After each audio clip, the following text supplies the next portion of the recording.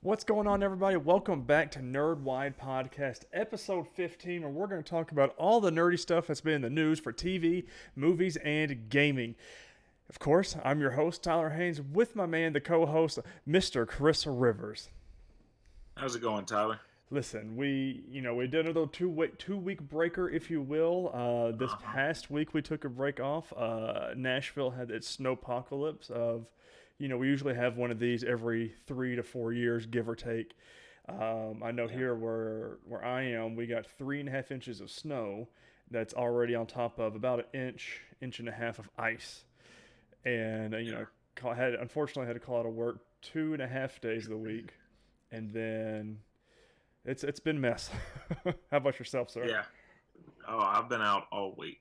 Mm, Um, the side roads just don't get the same treatment as the main roads, no, and that was my problem. and it doesn't do a whole lot of good to clear off the main roads if the side roads, you have to be able to get to the main road, Right. and yeah. So I've been out all week, but Oh, as we'll talk about in the TV section, I put my time to good use, I think. oh well, I can't wait to get to it. I know for the city that I'm in, they put something on Facebook that they only have 6 salt trucks, and then they hit the main roads, and then the secondary like main roads, and then that's it. And they said that we can't cover everything else. There's only 6 of us. And I was like, oh, but that was my problem. Was you couldn't get out of the neighborhood back here. The road was just a solid sheet of ice, and Yeah. I tried. I mean, I only went to I'm a huge gym guy now, and I only went to the gym once this week. Friday Hmm. from last Friday to this Friday. That was it. But Chris, enough about us. We've talked about us for a minute. Let's talk about the show. Quick little housekeeping: our Patreon is live. If you feel like your sub on YouTube is not enough, if you feel like your sub on any of your audio podcasts is not enough, go over to patreon.com/nerdwide. Subscribe to us at one of the tiers there, and it's got all little goodies listed there if you want to go and read it as well. But Chris, and again, enough about us. Let's get into the TV topic of our show. What in the world have you been watching? Well, I'd kind of like for you to go first because I have a feeling we're going to have a discussion about what I watched. Oh, okay, I like it. So, of I want to. course, I've watched our normal stuff, The Bachelor, This Is Us. We finished Lucifer. We're 100% caught up on that. Um, you can tell when Netflix took over those last 2 seasons. Not a bad thing, just a different pacing. I mean, the one season is 10 episodes, the next season is 8 episodes, but apparently this fifth season is split into 2 parts. So this was season 5 part 1 and season part 5 part 2 is coming out soon. I don't know if COVID affected that. I'm sure it did. And then the last show we've been watching is called Upload, which is on Amazon Prime with Robbie Amell, and it's a good show. Let me tell you, it's set in 2033, I believe is when it is, or I Yeah. think so.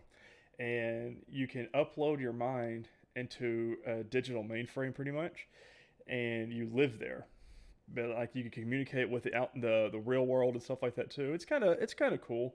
We're I think already halfway through the first season, and we started watching it yesterday. But Cool. I mean, other than that, that's just watching the huge, getting ready for this week. I want to know what you watched though, Chris. Well, obviously, I watched the latest episode of WandaVision, right? Yes. Oh, of course. But How do I forget about that? but then I had more time on my hands because I did have all week off, so I binge watched the first 2 seasons of Titans, Oh, and baby, I want to know all about it. Let's get right into it, Chris. All right? So let's start with the first season. Oh, this makes me so excited. I can't believe you didn't text me about any of this. All no, right, what did you think of the first season? Of course, again, this is a mild spoiler. Well, it is spoilers. If you have not watched Titans season 1 and season 2, go ahead and shut this off, watch it, and come back. Season 1 ends with Raven taking over, beating her dad essentially, and the hmm team kind of splits off and drives to San Francisco. What did you think of season right. 1? I I really liked it.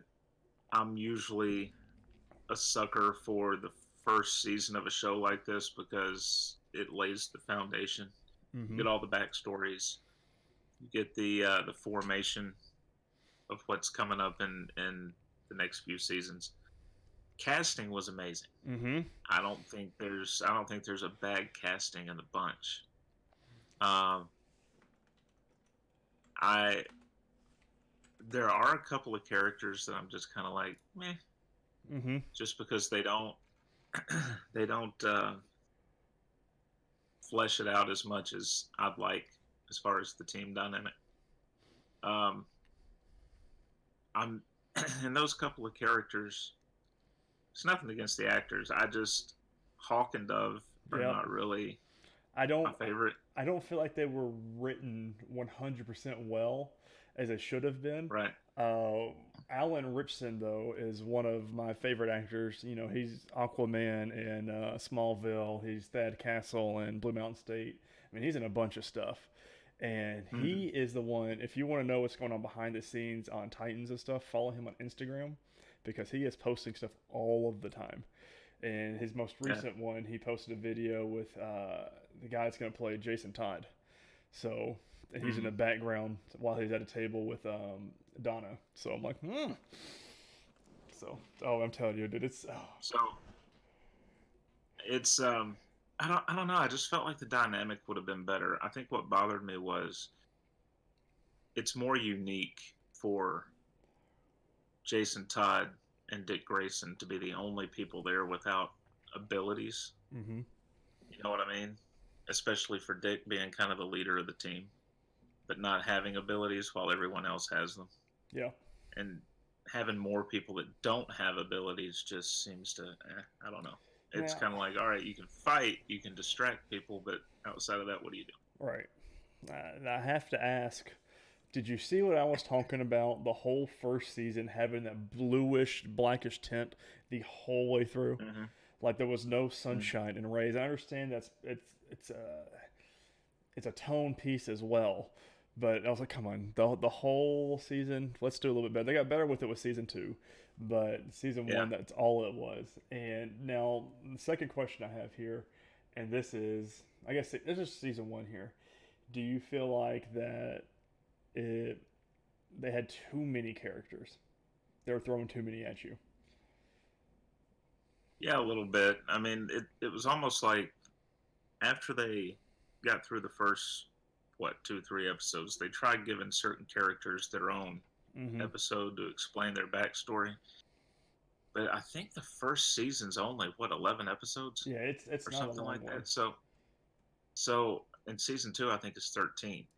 It almost could have been flip flopped, Yeah. you know, because doing what they wanted to do and telling the story of this team, they tried to cram a whole lot into a little in season one. And I almost feel like it got, in a weird way, it got bogged down. Yeah. I didn't, there were certain characters I think they could have probably, because some of the episodes are like still 55 minutes long. Mm-hmm. They could have given half the episode to one character and half to another. They could have done something different, but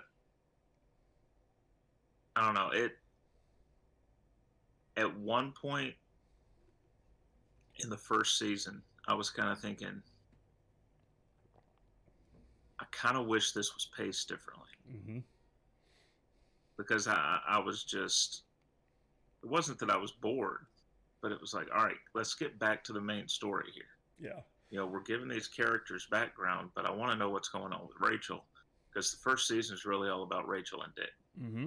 And their relationship. And yeah, and we're veering off to tell this character's side story, and it's like, I don't really care right now. I Mm-hmm. want to know, but this isn't the time. Yeah. So And then I feel like with what about season two? How did you like it better than the season one? there were aspects of it that I like better. Um, different dynamics. Like you said, you're in the light more. Mm-hmm. Um, you're still getting background on some characters, but not as many. They do they do bring Deadshot in. God, I thought that was. I was not expecting. I knew he was in it. I didn't realize it was going to be. I don't really want to say it was that much, or that little for him. His daughter, I really enjoyed, and then Mm-hmm. the whole. I like how they showed. I think it was a full episode of it, of the Titans when they were new, and not this Titans 2.0 team. And Right. I like that we were in the bunker or San Francisco the whole time. I liked Mm-hmm. the two new characters they brought in on the same episode that I'm hoping is in the show that we're gonna start watching this week. And I don't know, like I felt there's at the end of season two a lot of just phenomenal things happen within like those last two episodes. But I feel like Mm-hmm. it's gonna have a lot of ramifications for Gar. I feel like there's gonna be some seriously messed up things he's gonna have to go through. But I don't know, I just can't wait. Like, and they're bringing in, God, who's the third Robin? Um, we talked about it. Uh, Tim Drake. Yeah, Tim Drake. And so he's gonna be in this next one. Barbara Gordon's gonna be in this next season. I mean, we're introducing That's one. more and more people. So when I went after I finished season two, I googled season three to see when it's going to kick off, right? Mm-hmm. And which I don't know how. I think this will be the first season that they actually drop on HBO Max. Mm-hmm. Correct? Yeah, they're gonna have a because it all was on DC Universe, whatever it was. And so I'm not sure if they're going to do what Marvel's doing with an episode each week, or if they're just going to drop the whole thing in I one hope shot. they do an episode each week. I feel like that's But they have to. when I googled it, one of the story headlines that popped up about season three was Titans is already going overboard with Bruce Wayne or something like that. I mean, I get it. It's basically a Batman show. Yeah. The way that they're writing it, and it really shouldn't be. But that was the other thing about, because I think we meet Bruce in season one. Yeah, he's I think towards the end of Like the. You're right at the end, and yeah, it's our old guy from Game of Thrones. Game of Thrones. I thought they did a good job. The age difference though was a little off from everything. Yeah. But Yeah. you know, It was weird. Mm-hmm. But because before that, you see him in silhouette. Right. Like he's watching a monitor or something, and you just see a guy sitting there, and it looks like it's going to be a guy who's probably, mid to late 40s, mm-hmm. still built up, and then this Bruce Wayne walks in, and it's like, that's not like I thought. He's maybe 50s, young 60s. Yeah, my first thought was, what's Alfred doing here? Mm-hmm. Because that's what I would have envisioned them casting Alfred as. But then, no, that's Bruce. And as it's gone on in season two, he gets more screen time. Mm-hmm. So it's easier to see him as a elder Bruce Wayne. But well, with season two, with that certain prison cell scene with him and Dick Grayson, that was so well done. Like, and it was, but I feel like it's disappointing that you're saying that there's gonna be more Bruce Wayne, because I feel like we should be done with that now after what happened in season two. Well, I didn't read the story, but what I think they're getting at is it's tied so much to the Batman portion of the universe. Yeah. Like you said, we're getting Barbara Gordon, we're getting the other Robin, we're getting, it's like, all right, when are we going to be?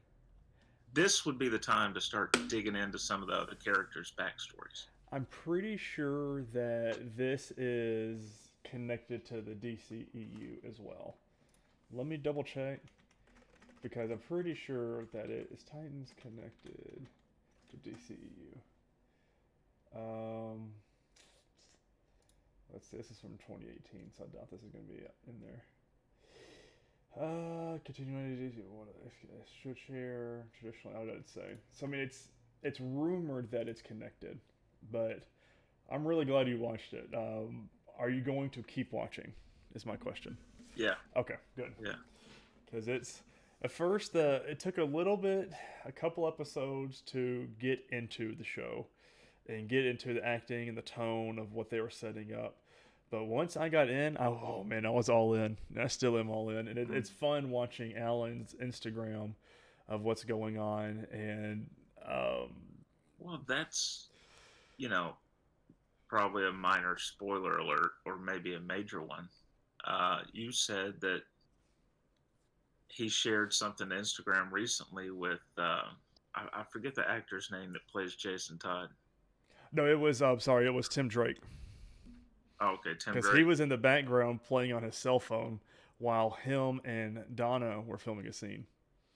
See, that's the thing. Yeah. That's a little bit of a spoiler right. because of the end of season 2. So I don't. Not really, because Rachel goes off with him, and you kind of figure, okay, she's gonna fix this. But yeah. I don't know, man. I never was huge into Teen Titans, Mm-hmm. so I didn't know how I was gonna feel about the show. But I really do. I think the one thing, again, going back to season 1 and sort of moving on into season 2, is I don't think they've done enough with Rachel. Mm-mm. I mean, whereas, again, maybe it's because I'm used to the Marvel stuff where everybody has powers. Right.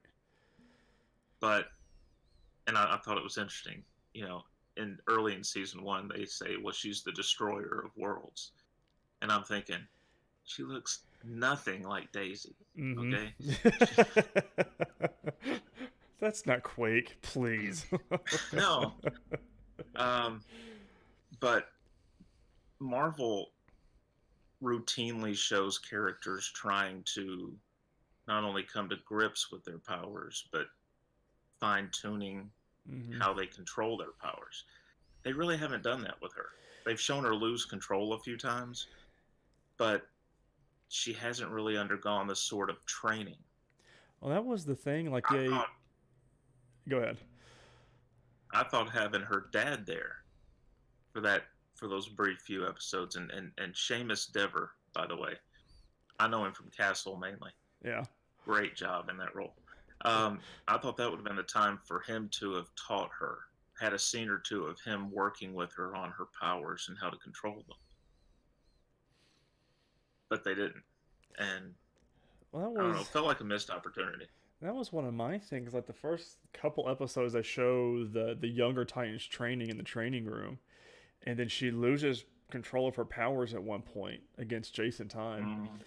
And if I was Dick Grayson at that point, I'd be like, we need to, like you said, we need to fine tune this, and so we can control it better. It's like they don't even care. Like, it didn't make any much sense to me. Like, Starfire should have, in my opinion, stayed with the Titans and worked with her, because she's, again, one of the only ones with the powers. And same thing with Gar. We've only seen him turn into 2 things at this point. And I know that's probably a CGI budget and things like that, because that's a difficult thing to make happen. And I'm just really surprised they showed as much as they did with him.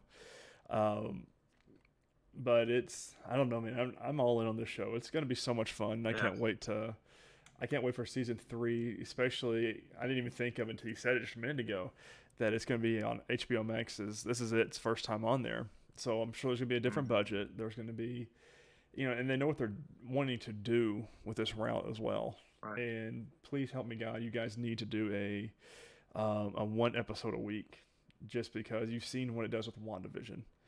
I mean, you're seeing what it's doing with The Mandalorian. I mean, you keep it going. So, buzz is there for weeks and weeks months. And weeks. You have big drops at the end of episodes, and Now, next I want to try and get to Doom Patrol. I like how they set them up, by the way, in that. Yeah, did notice when I looked up Doom Patrol that they recast Chief. Which one was Chief? Let me go in here and look. Um, who'd they recast? Who'd they put in there? Oh, Is Timothy it Dalton. Timothy Dalton? Yeah. Yeah. I like Brendan He did Fraser. not play I'm glad he's him. in it. Yeah. So, yeah, enjoyed it. Yeah, I guess I need to watch that one too. I didn't even try delving into that. Apparently, that one's really popular as well. So, and they're still doing more with it. I'm sure there'll be more crossovers in the future. But Oh, speaking of the future, Chris, I want to get right to our news. We spent 20 minutes talking are we about. gonna wait a minute? Whoa, Are we whoa. gonna talk about WandaVision? Oh, we can. So we've got 2 episodes to catch up on. Uh, so we're supposed to be. I read something from Kevin Feige that the last 3 episodes are all supposed to be 1 hour long. This most recent one was supposed to Ooh. be one of them, but it was only 31 minutes. So that means the next 2 are 1 hour longs because we've only got 2 more weeks. No, we got 3 more weeks. Oh boy. Oh no. It's a I think it's a 10 episode season, right? How many episodes are in WandaVision? This was episode 7. Yeah, this is I was episode always 7. bad at math, though. Oh, thanks, Google. I said, how many episodes are in WandaVision? And it says 7. No. Let's see. How many episodes I are don't left? want it to be over yet. Right. There's 9 episodes. So, Oh, there are. yeah. So we've got the next 2 episodes. Next one will be, Shite. or next week's will be the penultimate and then the finale. And then so we'll have 2 weeks breaks between WandaVision and Falcon and the Winter Soldier. Falcon and Winters. The week after the finale, they're doing a behind the scenes in the making of WandaVision. So that kind of fills a gap. And then they're doing something else because we're from the start of WandaVision, there are no more MCU breaks. There's always something every week to the end of the year, whether it be a movie or this kind of stuff. After they didn't have anything in 2020, we're in a drought. Episode 6 was really good. That was the Halloween episode, which we kind of got like a timepiece in it, and it's I think it was 1997 to 2004 or 5 was when it was set for, because you could tell from The Incredibles playing at the movie theater. Of course, it followed up on the big reveal of episode 5, which is by far still the best episode that they've done. And although episode 7 was really good as far as the reveal at the end of it, which I've been preaching it all along. No pun intended, but so we've got there's crazy theories out there.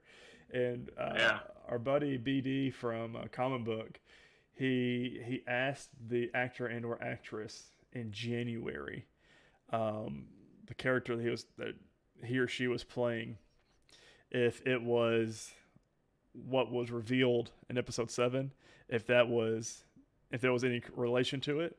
And the actor and or actress said, and then so he tweeted out today, actually, he says, I feel lied to. Because he spot on called it, and the actor and actress just said, so that's because they like to work. Yeah, they like their jobs. So there's gonna be more stuff in the MCU coming up later on, but what'd you think of the past 2 episodes? I really liked them.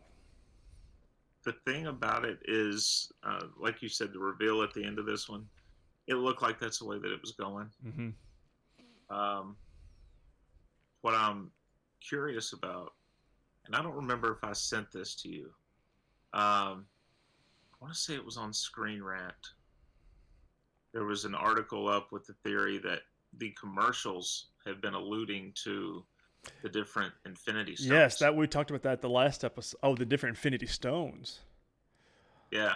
Oh, because the theory that I was seeing on Reddit was I think we talked about last time, was each commercial was a movie from Wanda's past. Like each one had Uh, something to do with each movie. With this last one, because this episode 7 was our last sitcom.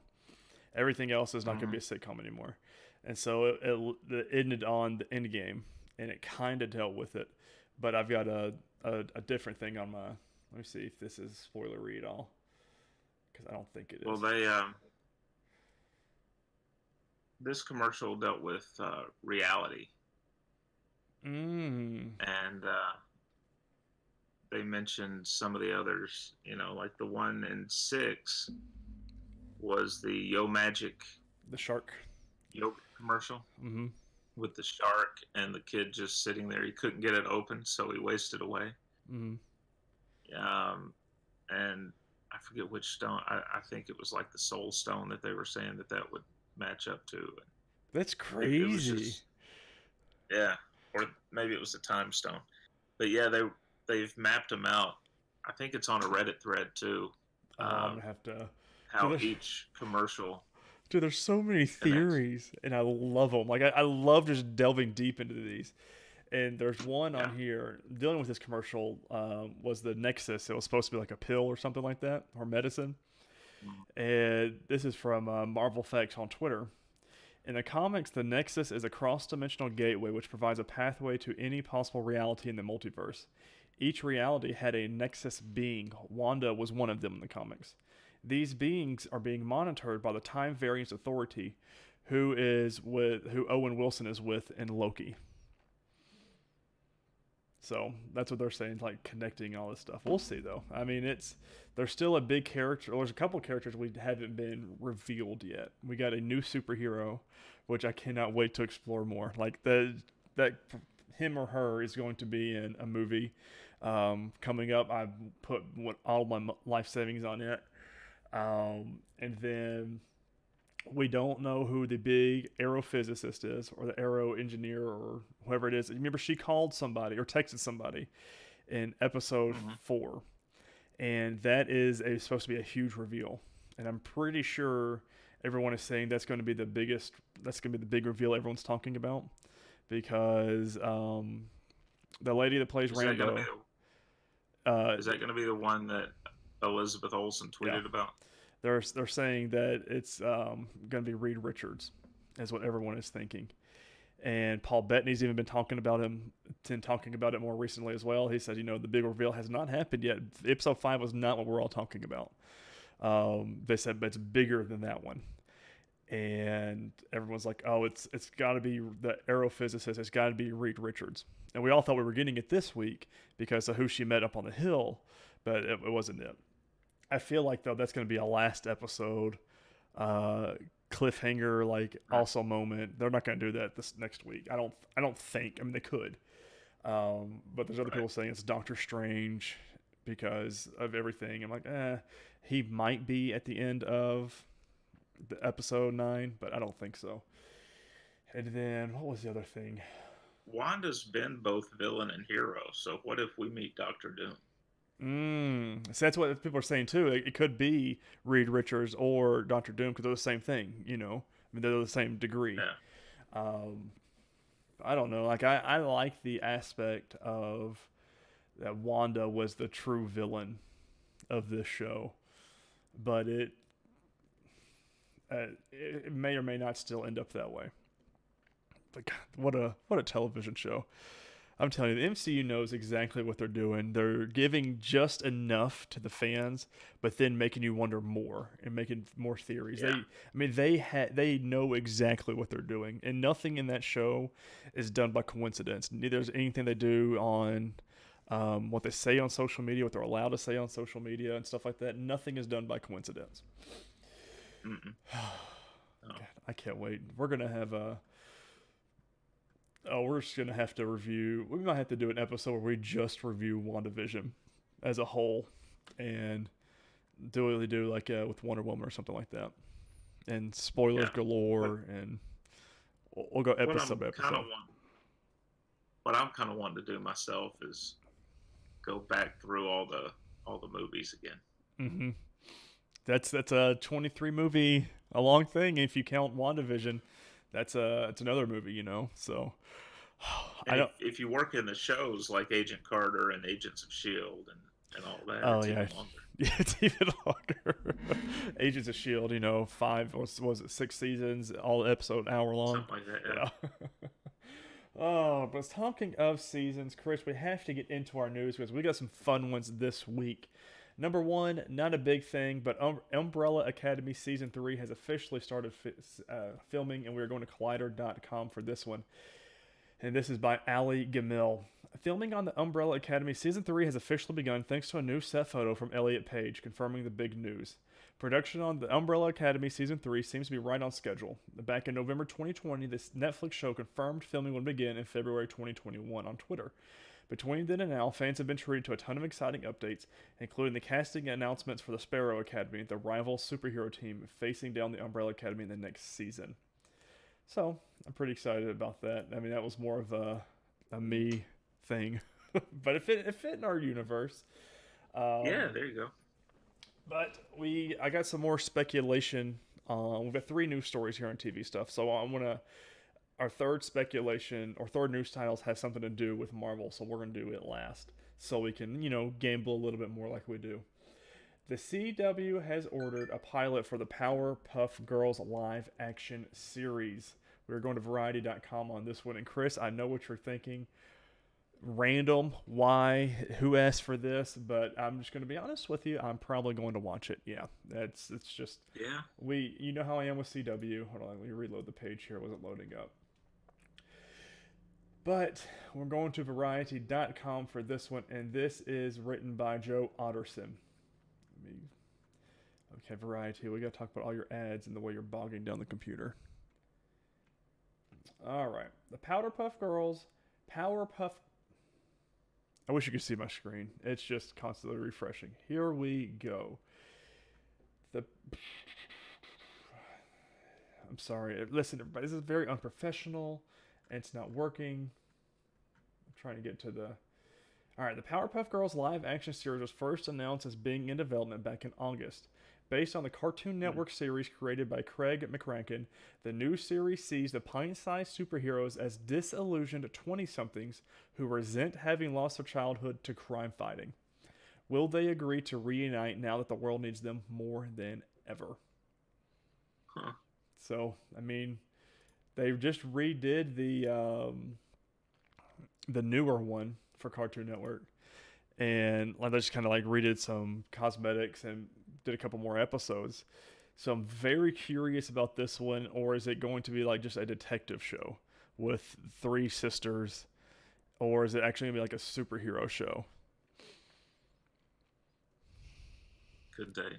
See, I mean it's CW, so Go. anything's on the table. I would say go the detective route, but that's me. Yeah, have a little bit more I never crowded. saw the anime. So It was good. I mean, I was young. was it? I mean, I was in elementary school when that show was on. So I mean, we watched it because it was on Cartoon Network. If what else were we gonna watch? SpongeBob. We did. Yeah. All right, Chris. And this last one, I know this is gonna be a good one. Marvel has finally regained the rights to The Punisher and Jessica Jones from Netflix. We're going to our good friends over at comicbook.com, and this is by Brandon Davis, who we were just talking about earlier. The live-action rights to Jessica Jones and The Punisher have reverted back to Marvel Studios after a multi-year tenure with Netflix. The characters were the subjects of tremendously popular shows, along with Daredevil, Iron Fist, and Luke Cage. When Disney had revealed plans to launch their own streaming service, which would rival Netflix, Netflix canceled all of their Marvel titles in a move which shocked fans of the successful properties. The rights to the characters remained with Netflix for 2 years after they were canceled, and that window has now officially closed, meaning Jessica Jones and The Punisher are now eligible to be used by Marvel Studios. He goes on to say, it's unclear whether or not Marvel Studios will incorporate the cast and characters off the Netflix shows, which were developed separately by Jeff Loeb and his Marvel TV banner. Recently, though, Charlie Cox was spotted on the set of Marvel's Spider-Man 3, but it is unclear what role he'll be playing in the joint venture for Marvel Studios and Sony Pictures. So, with Charlie Cox, we obviously know he's some former faction. He's going to be in Spider-Man 3. I was reading up a bunch of stuff that people have been posting on this, but they're saying that if they're going to do Jessica Jones, what it would be perfect to put her in with the She-Hulk series, because She-Hulk and Jessica Jones are best friends or something like that, or become best Hmm. friends. So that's your entry point into that Yeah. one. She-Hulk's a lawyer, and Jessica Jones is obviously a PI. Yeah. So So I mean that's how you would enter them. The Punisher though, he would have. Oh, I wish. Honest. Punisher can go wherever the hell he wants to. Yes, especially with John Bernthal. If it's anybody than John Bernthal, they just need to give it up. I mean, he's already still tweeted that he still wants to do it, and obviously not up to him. But I feel like there's enough fan love for him in his iteration of the character Right. that he's going to be in the MCU. But I thought a lot of people are saying it would have really been cool if they didn't do Zemo and whoever else is in Falcon and the Winter Soldier. That he would have been a perfect villain, come good guy through that show. I mean, that would have been amazing. All three of them are former soldiers, and it just would have been great how they would have done that if they would have. I mean, it's the MCU. I know it's done filming and we're ready to go in a couple of weeks, but could they have already put him in there and kept on the hush hush? And I mean, it's not like they didn't know when they were getting the rights back. right, they knew exactly when, and I was expecting because this happened on this past Tuesday, and I was expecting a lot of news. Like I was expecting Marvel to go, oh, since we got the rights back, we've actually got this in the works and this in the works and this in the works with the same characters. But same thing with Daredevil, they didn't say anything with it, unfortunately. But we'll see what happens in the future. But this one is, let's get on right to our releases this week. Tuesday, February 23rd. I know this is going to be our weekly review we do this week. We're not going to do a traditional movie. We are going to do a TV show. But that is Superman and Lois on the CW. It starts at 7 p.m. Central Standard Time. And it is 2 hours long. I know we were talking, I think, before the show that I'm pretty sure I read that it's only like an hour and 15 minutes of real show, and then the last 45 minutes is Superman and like a spotlight on Superman and Lois and stuff like that from the past and to what we got up to this point. So either or, I'm really excited for. I would prefer, honestly, Chris, if they did 2 hours of the show, and Yeah. maybe from the 6 to 7 o'clock time slot they did this past, and because this was the show that pushed Flashback a couple weeks. So I don't know. I'm really excited. I can't wait to review it and talk about it with Yeah. you because it's going to be a lot of fun. I can't wait. It really will. You ready for movies? I'm ready. Let's do this. We got some stuff to talk about for movies. A little bit. So, what have you watched? Well, we've been off for 2 weeks. Same thing with you. With the time I had off with the snow, I watched a couple movies. We've got Godzilla versus Kong coming up. So I already watched Kong in the past. We talked about it. So I watched Godzilla, and then I watched Godzilla King of the Monsters. Real quick on those. Both great movies, and the second one was a little bit longer than it should have, that I would have liked, but these are peak action movies. Like to me, if someone was like, I just want something really good, action packed, good story. Obviously, I refer you to the MCU, but if you don't want to watch 23 movies worth of content, I would refer you to Godzilla or Godzilla King of the Monsters, because those were like just chef kiss, just perfect action and fun movies. And CGI was great, the acting was great, and I loved it. And then the third and last movie we actually watched this one yesterday. It was Sonic the Hedgehog, since it was put on Amazon Prime. And I'm gonna be honest with you, I dig it. That's a good movie. Yeah. That was a lot of fun. And they recently, they actually released. This is in our little bit of a gaming news thing, but they this past week said that Sonic the Hedgehog 2 is officially hitting screens April 8th, 2022. So, it's gonna be fun. I'm really excited about it. What about you? Did I've you watch not anything? seen. I've not seen any of those. Well, I watched 2 seasons of Titans, so that took up about what 18 to 20 hours of viewing time. So Yeah. Yeah, you kind of beat me on that time then. it was very time consuming, but worth it. Yeah. Worth it. Oh, that makes me so happy, Chris. I don't think you realize how happy that made So me.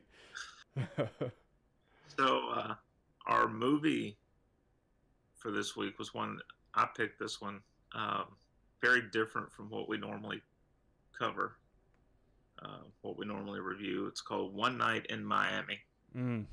and you can find this one on Amazon Prime, if I remember Yep. correctly. And basically, it's the story of this one night in Miami. Muhammad Ali, Malcolm X, Sam Cooke, and Jim Brown all come together, and it's them discussing basically the state of the civil rights movement, and um, And exactly what we're it's still talking about and still dealing with dealing with. now. It's Yeah, terrible. yeah, and it's not just them discussing it. There's arguing, there's differences of opinion, different viewpoints. I really liked this movie. It's not action packed. There's a couple of scenes of Ali in the ring, Mm-hmm. um, but it's definitely not an action flick. But it's informative, and I think because we are still dealing with this sort of thing today, it's worth checking out for that alone because it shows that we really haven't come very far in what almost almost 60 years. Right. We're still running in place. Oh, was it my up? Sorry. Yeah, I figured you would jump that. So But I really enjoyed this movie, and we texted last week, and I wanted to research and delve a little bit more into this because I didn't know a lot of this stuff. Like when at the end of this movie, where they reveal Cassius Clay as Muhammad Ali, I was blown away. I was like, how did I not realize that that was his first name and everything, his real name at the time? And I also didn't realize, Malcolm X was a Muslim, and I didn't know about. I knew about Jim Brown, obviously from sports, but I didn't know about Sam Cooke. I didn't know about all of this, and the fact that it's very hard to talk a lot about this, honestly, being white and not knowing the struggle and things like that. But I felt like it put it all in a different perspective, at least for me. And in the movie, Malcolm um, was talking to Sam, and he was saying, you're not doing enough for this movement. You're not doing all these things, but in reality, he was, and he explained that. He says, "I'm not doing it your way. I'm not saying the white man or the white devils." He goes, "I am doing this, and I am promoting black youth through my program, and I'm doing all of this. I am doing the spotlight."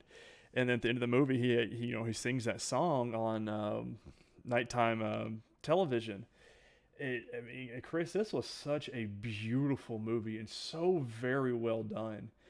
he And points out, he Sam points out to Malcolm. He says, "I've got white men that don't like us because of the color of our skin, putting money in my pocket right, because of the songs he wrote, mm-hmm. and white artists would cover them, and it made him all kinds of money. It's So it's genius, really.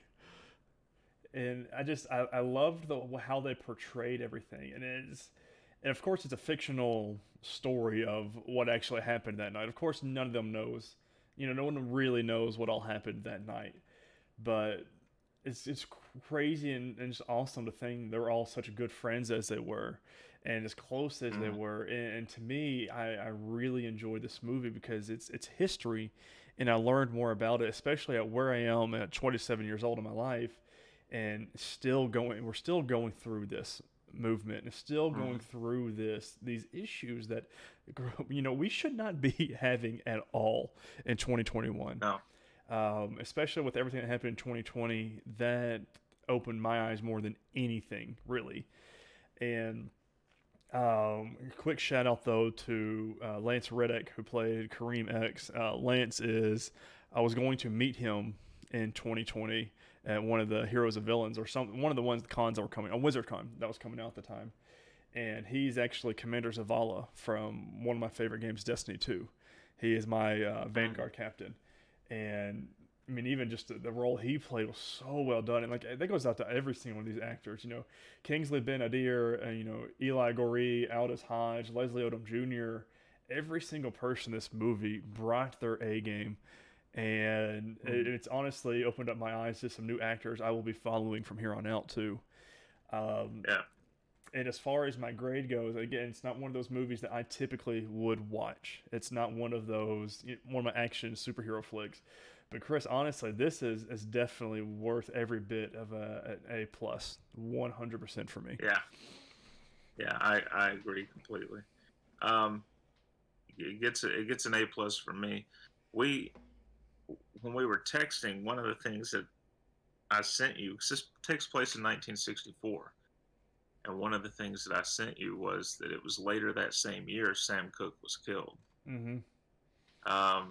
He was shot dead by a manager of a motel. It's a really weird story. But what most people believe now happened was he had dinner with this lady at a restaurant. They went back to his motel room. They both proceeded to get undressed. He went to the restroom. She snagged his clothes, his wallet, and everything and took off. He ran out. All he had left behind were, I think, shoes and a dinner jacket. And he runs to the manager's office.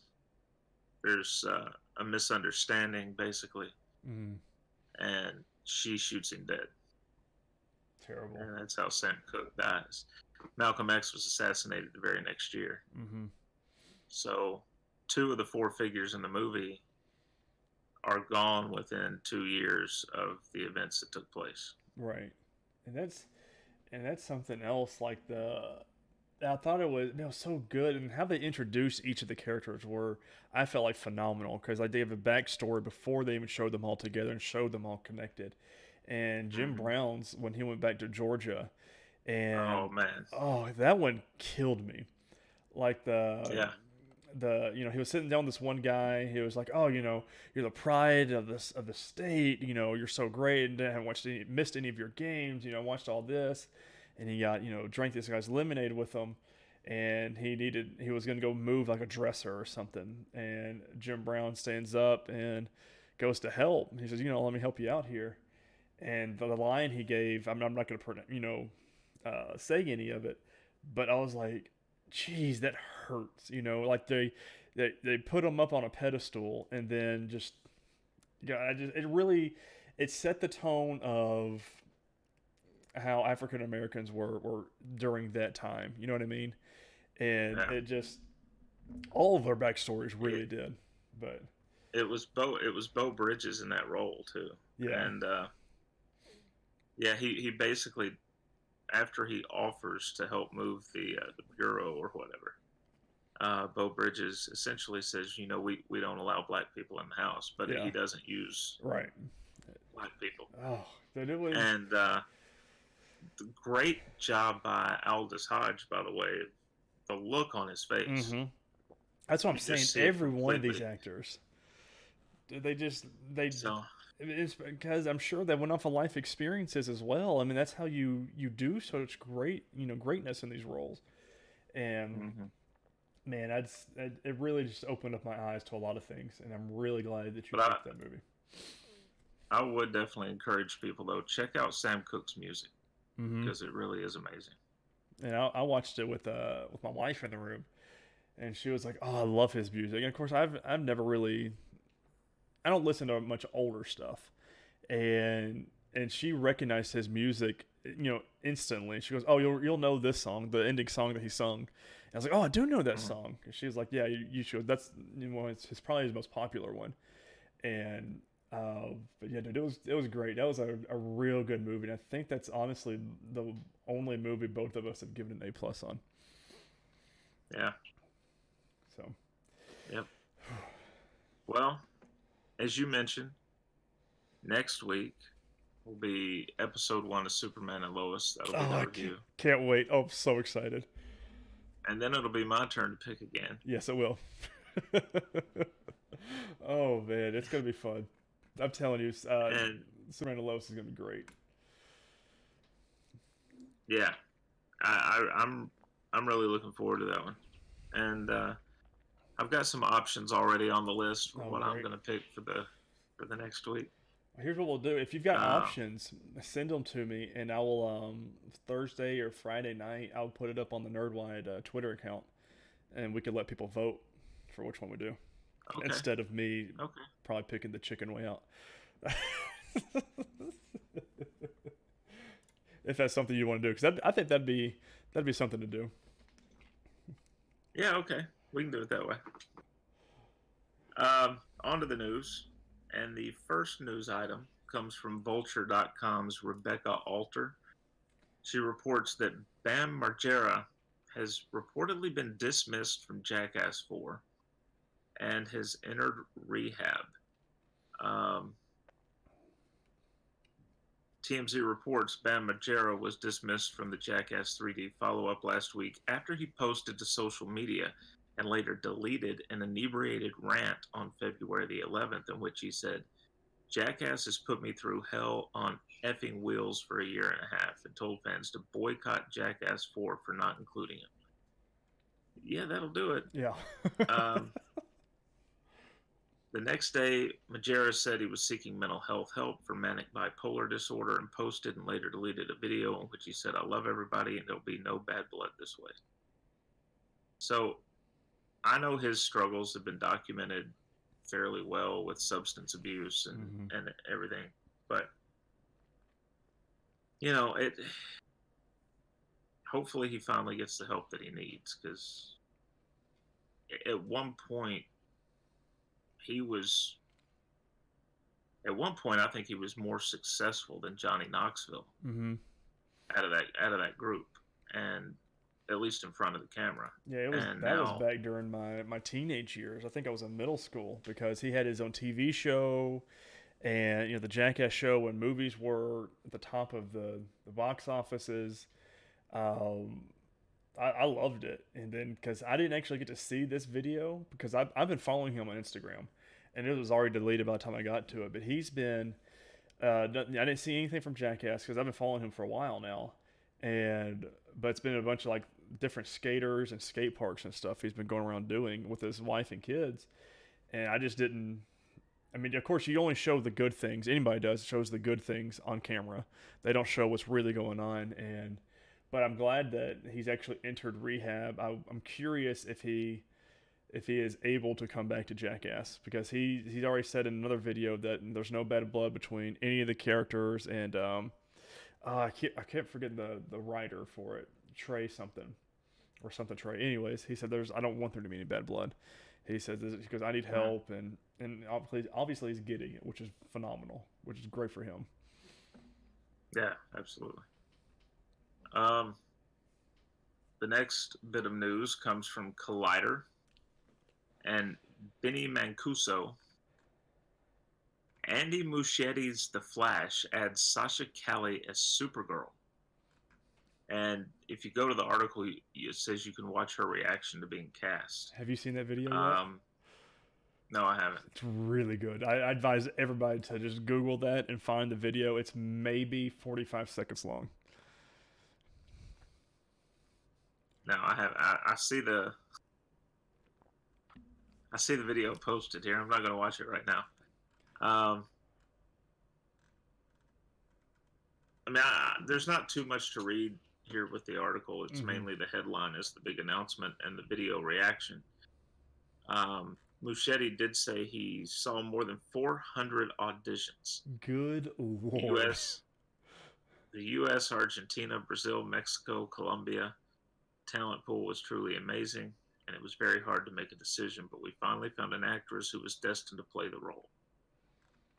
Dude, So that's awesome. she has experience on the CBS soap opera The Young and the Restless, Mm-hmm. as well as the YouTube limited series Socially Awkward. I'm curious how this is going to go. Because Supergirl, I mean, Helen Slater back in '84 did the movie Mm-hmm. and kind of laid the groundwork for Supergirl live action performances. And then Melissa Benoist, Hey, whoa, whoa, whoa! Hey, obviously. leave Laura Vandervoort. She needs some little bit of recognition. Okay, that's my Supergirl. All right, let's take a chill pill here. Oh, yeah. Jeez. Well, and I mean, and speaking of Laura, she went to Twitter when this news broke, and she says, "Welcome to the Supergirl family." And she goes, we're glad to have you." And of course, people were on Twitter saying like, "Oh, we need all four of the original Supergirls for like a photo shoot or some sort of fan service, you know." But that's crazy. I mean, so now we did not know Supergirl was going to be in the movie. I mean, now we've got Batman Right. and Supergirl and the Flash. We got two different Batman. So there is one other note here as well. Um, Supergirl's standalone film at one point included a reportedly darker script Hmm. that written by Miller and Grant Morrison, Huh. and now it's landed on Muschietti's director's seat with a script by Christina Hodson, who wrote Bumblebee and Birds of Prey. Now, Still have not seen Birds of Prey. I don't, huh? I still haven't seen Birds of Prey. Now, look, here's the thing. If Miller and Morrison wrote a script, use it. Yeah. just use it. Yeah. Uh, I don't know what this might be the better than those two. I can only go on what I've heard about Birds of Prey and Bumblebee. I would lean toward Miller and Morrison's script, just on that one. But that's me. Yeah. But yeah, congratulations to Sasha Kali. I can't wait to see the it. last name. Yeah. Listen, I can't wait for it. I'm here. I think it's going to be interesting to see how they do it. The final bit of news from movies comes from The Gamer, and it's by Josh Coulson. That's Phil Coulson's kid. Oh, right? Good for him. Yeah. Tom Holland says Toby Maguire and Andrew Garfield are not appearing in Spider-Man 3. He has squashed any hopes Marvel fans might have that the previous Spider-Man will be joining him in the movie. Evidence and rumors continue to stack up pertaining to the intro of a multiverse to the MCU, whether it be the still unexplained phenomena taking place in WandaVision, or the rumored plans for Doctor Strange 2. There's also talk that Spider-Man from the past will be joining Tom Holland in Spider-Man 3. However, the MCU's web slinger has rubbished those rumors. Holland told Esquire neither Tobey Maguire nor Andrew Garfield will be making appearances in Spider-Man 3 unless they've hidden the most massive piece of information from me, which I think is too big of a secret for them to keep from me. Yeah, I mean, again, with people denying stuff about Marvel. Mm-hmm. We saw what happened with the lady that's playing She-Hulk. She said, "No, I am not playing She-Hulk," and here we are, and you are. So, well, it's interesting that this specific. It doesn't show it in his quote where he has said Spider-Man 3. But that would be one thing I would look at is if the film's not actually, and I doubt it will be, called Spider-Man 3, then technically he would be correct. They're not appearing. That's a good call. That's a good call, Chris. They're appearing in whatever it's going to be called. Well, and so And that's another thing with Tom Holland, because he said, unless they have hidden the most, the massive piece of the information for me, Tom, we all know yours and Mark Ruffalo's thing, stance when it comes to spoilers, or record when it comes to spoilers, because they've both done it, and that wouldn't surprise me until like right up at the very end or something like that. Of course, he's read the script, but Right. I could see Marvel leaving some things out, just And to keep him quiet about it. and that happens all the time. I mean, on TV shows, especially with big finales planned, they won't give all the cast all the script. They only give it to the people that it pertains to. So it wouldn't be too wild to think that they would leave a few pages out that he didn't need to know about. Right. I can see it. I'm telling you, it's Marvel. They know what they're doing. Nothing's done by accident. I mean, that's all for movies. You know, Uh, let's get right into the games. I talked about we've only got two news stories. One of which I already said was Sonic the Hedgehog's release date. But first, before we get into that, Chris, I know you've had a lot of time on your hands. You watched all of Titans season 1 and 2. Have you been playing anything else? no, not really. I I've been just sticking to the tried and true for right now, waiting on hopefully finding a console. Listen, I've still been trying. It's hard. Like I almost had one at Target, and those sold out real quick. I'm telling you, people now, it's not scalpers anymore. It's just people know where to look and know what accounts to follow, like I do, and that's how I got mine. And it's just making it difficult. But they're gonna have to. There's talks right now of the controllers, the PlayStation 5 DualSense, that it's got Mm-hmm. drift on the thumbstick, like it's where it gets stuck, and like you would always run left or something like that. And it's about to be like a lawsuit because apparently they've known about it before shipping it, but that's all a bunch of legal Huh. mumbo jumbo I that mean, that's great if you're playing a NASCAR game. You just left turn, left turn. you just don't even have to push the button anymore. Right. Um, as far as for me, I got back into Call of Duty Warzone with a couple of buddies, a little bit. I've been playing Spyro 2. Went and played the first one and platinumed it a couple months ago, and now I'm on to the second So, one. I'm playing it. It's a lot of fun. The remake is great. And then, of course, I've been playing Destiny's new season, which dropped last week. Season of the Chosen, and it's a good season. They're doing a real good job with that. But speaking of real good jobs, Chris, our one and only news article from the gaming set is Joel and Ellie from the Last of Us HBO show has officially been cast, and this came as a what? shock to everybody. A lot of people were saying that before this news broke that Mahershala Ali was going to play Joel, and the more and more I thought about it, the more and more I was like, I'm all in on this. That would be fun to change it up a little bit. But we're going to Variety.com and we're going back to Joe Otterson. The Last of Us HBO series casts Pedro Pascal as Joel, and Game of Thrones breakout Bella Ramsey as Ellie. We're going straight into this. Let's see, I want to get to the exact quote here. Pascal has been a great success as a star of Disney Plus's The Mandalorian. He also recently appeared alongside Gal Gadot and Kristen Wiig as the villainous Maxwell Lord in Wonder Woman 1984. Ramsey is Yeah, let's best not talk known. about that. Do I? What'd you say? I said, yeah, let's not talk Yeah, about that. we'll just leave that one blank. I mean, he did great. I mean, acting wasn't You wrong. did, yeah. Anyway, Ramsey is best known for her role as Lyanna Mormont in the fellow HBO series Game of Thrones. The character Ellie is a 14-year-old orphan who has never known anything but a ravaged planet. In the show, she struggles to balance her instinct for anger and defiance with her need for connection and belonging, as well as the newfound reality that she may be the key to saving the world. And of course, Neil Druckmann, the writer from, oh God, I'm blanking on his studio to the tip of my tongue. Anyways, he tweeted out after this was dropped. He says, and there's the other half. Stoked to have Pedro aboard our show. Of course, he tweeted out the Naughty Dog. There it is.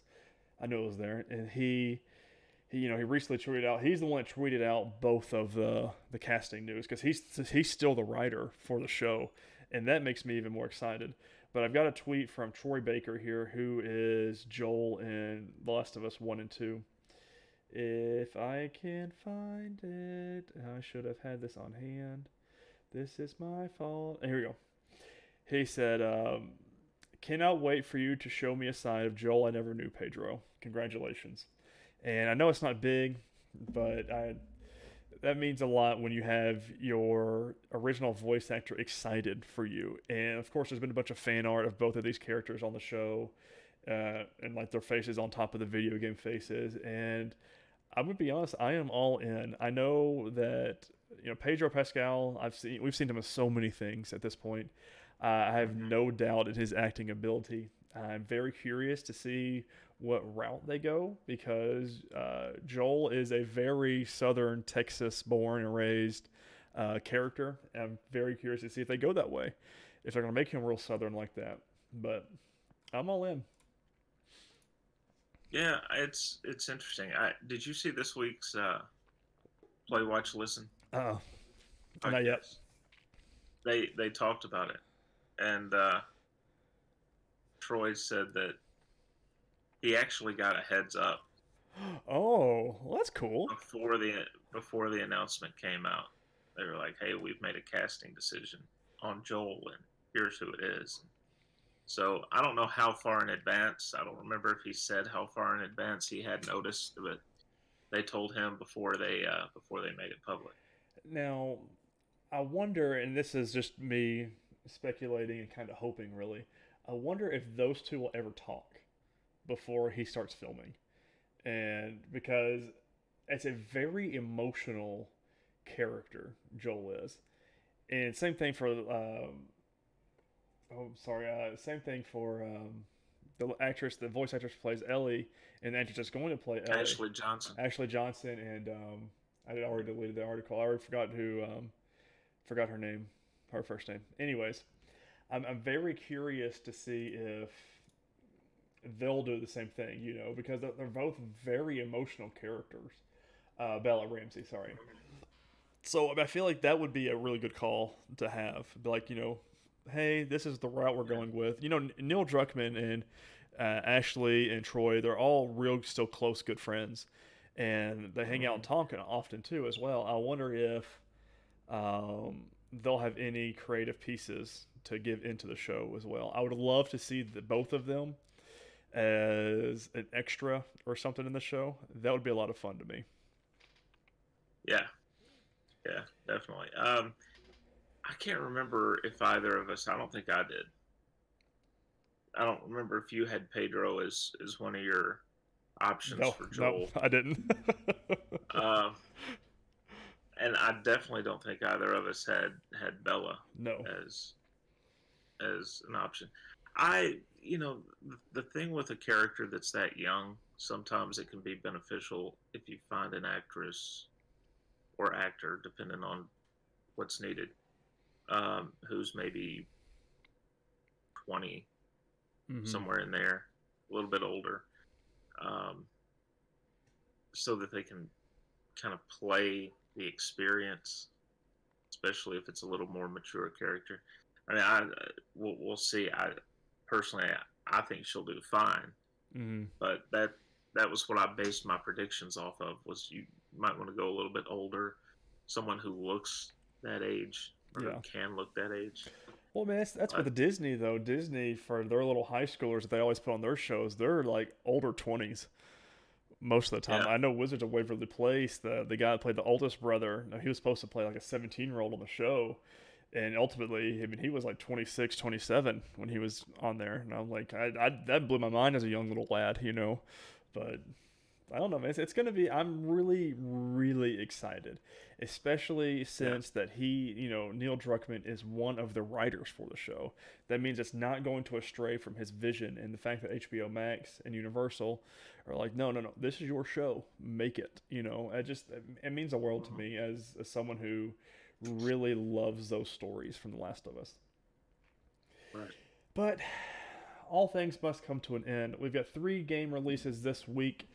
And that is Persona 5 Strikers for PC, PS4, and the Switch. Comes out February 23rd. Minecraft Dungeons Flames of the Nether DLC for all the consoles. Comes out February 24th. And then Black Ops Cold War Season 2 and Warzone Cold War Season 2 for all the consoles comes out on February 25th. And that's it, ladies and gentlemen. That is episode 15 of the NerdWide podcast. Of course, if you enjoyed this podcast, please subscribe, like, and follow wherever you get your podcasting services or on YouTube. Share around to all your friends and family. And if you want to go that extra mile, go to patreon.com/nerdwide to toss us a couple bucks our way so we keep the lights on, keep the show going for you. Of course, again, I am Tyler Haynes. You can find me on Twitter at Ty_Haynes. That's Mr. Chris Rivers. You can find him at MavTN7, or you can follow the NerdWide account at Nerd_Wide on Twitter. That was it. That's episode 15. I'm over the moon that Chris is watched all the Titans. That came as a shock to me as it did to you guys. Don't forget to do your homework of Superman, and the lowest 2-hour premiere comes on this Tuesday, or watch it on the CW app the next day. Guys, I can't wait to talk about that, and ultimately I cannot wait to talk to you all next week either. Everyone, have a great week. Stay safe, wear a mask, and wash your hands. Later, everyone.